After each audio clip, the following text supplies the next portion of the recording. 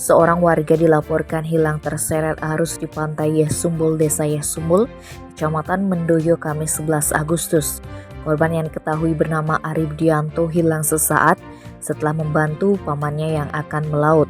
Dari informasi, korban berusia 20 tahun, berasal dari Banjar Yesumbul, Desa Yesumbul, Kecamatan Mendoyo, hendak membantu pamannya melaut di pantai Yesumbul. Saat itu sekitar pukul 14.25 WITA, paman korban akan pergi melaut dengan menggunakan sampan. Karena ombak besar yang khawatir peralatan melaut milik pamannya jatuh ke laut, korban kemudian naik ke atas sampan ikut membantu memegang peralatan melaut milik pamannya. Setelah melewati ombak besar dan dirasa aman, korban lalu kembali. Saat akan kembali, paman korban meminta agar memakai pelampung, namun korban menolak dan memilih menggunakan kotak box styrofoam.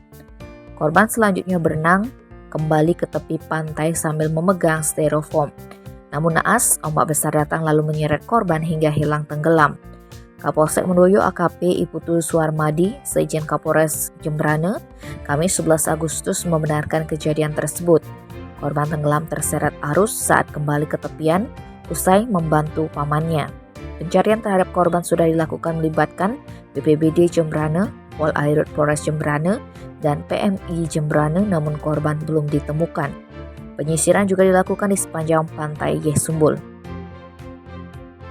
Tim Bali Express melaporkan.